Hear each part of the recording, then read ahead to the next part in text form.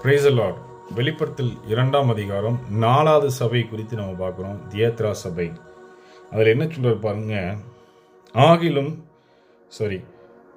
தியத்ரா சபை தூதனை எழுத வேண்டியது என்னவெனில், அக்னி போல கண்கள், பிரகாசமுள்ள வெண்கல போன்ற பாதங்களுக்கு தேவகுமாரன் சொல்கிறதாவது, உன் கிரியைகளையும் உன் அன்பையும் உன் ஊழியத்தையும் உன் விசுவாசத்தையும் உன் பொறுமையும் நீ முன்பு செய்த கிரியைகளையும் பின்பு செய்த கிரியைகளையும் அதிகமாக இருக்கிறது என்று அறிந்திருக்கிறேன்.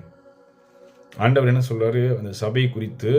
இன்னைக்கு நம்ம சபையோட நிலைப்பாடு எப்படி இருக்குன்னா, இன்னைக்கு சில சபைகள் ஒரு நல்ல ஒரு சிச்சுவேஷன் தான் இருக்கு. அந்த சபையில் சில குறைபாடுகள் இருக்குன்னு ஆண்டவர் சொல்றாரு. ஒவ்வொரு சபை, இந்த சபை யார் என்னென்ன தப்புகள் இருக்குன்னு அதை நீங்கள் தான் உணர்ந்து கொள்ளணும்.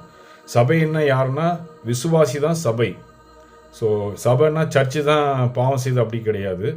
சபையில் யார் இருக்குங்க? சபை எல்லாரும் சேர்ந்த விசுவாசி. அந்த விசுவாசியில் 100 பேர் இருந்தாங்கன்னா அவங்க எல்லாரும் சேர்ந்து தான் ஒரு சபை.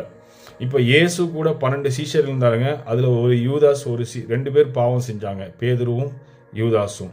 பேதுரு ஆண்டவர்கிட்ட மனம் கசிந்து தன்னை ஒப்பு கொடுத்து அழுதபடினால மீண்டும் அவருக்கு ஒரு வாய்ப்பு கொடுக்கப்பட்டு அவர் பெரிய ஒரு அப்போஸ்தலராக ஆக்கப்பட்டார். யூதாஸ் ஆண்டவரிடத்தில் திரும்பி வராதனால அவன் தற்கொலை செய்து மரித்து போயிட்டான். அவனுக்கு நரகம் என்ற இடம் ஆயத்தப்பட்டிருக்கிறது. பேதுருக்கு பரலோக ராஜ்யம் அளிக்கப்பட்டிருக்கு. அதே போல தான் இன்னைக்கு எல்லா 7 சபை குறித்து ஆண்டவர் சொல்லியிருக்காரு. அந்த 7 சபையில் இந்த 4வது சபை குறித்து நான் பேசி கொண்டு இருக்கிறேன். இந்த 4வது சபை என்ன சொல்லுதுன்னா, நீங்கள் ஊழியம் செஞ்சதெல்லாம் சரிதான். அதே போல் பேதுருவும் யூதாஸும் 2 பேர் ஒரே மாதிரி தான் ஊழியம் செஞ்சாங்க ஆண்டவர் கூட சேர்ந்து. ஆனால் ஒருவன் கைவிடப்பட்டான், ஒருவன் எடுத்துக்கொள்ளப்பட்டான். அதே போல் இன்னைக்கு நீங்கள் கைவிடப்பட்ட சூழ்நிலை இருக்கீங்களா? கடைசி நேரத்தில் என்ன சுச்சுவேஷன் இருக்கீங்க? அது உங்களுக்கு தான் தெரியும். நீங்கள் கைவிடப்பட போகிறீங்களா இல்லை ஆண்டவர் சமூகத்தில் உட்கார போகிறீங்களா? அதுதான் உங்களுக்கு தான் தெரியும்.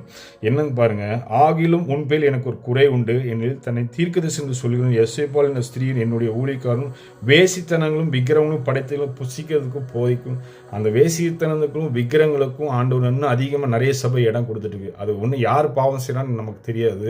ஆனால் தேவனுக்கும் அந்த விசுவாசிக்கும் அந்த பாவத்தை குறித்து அந்த உணர்வு இருக்கும்.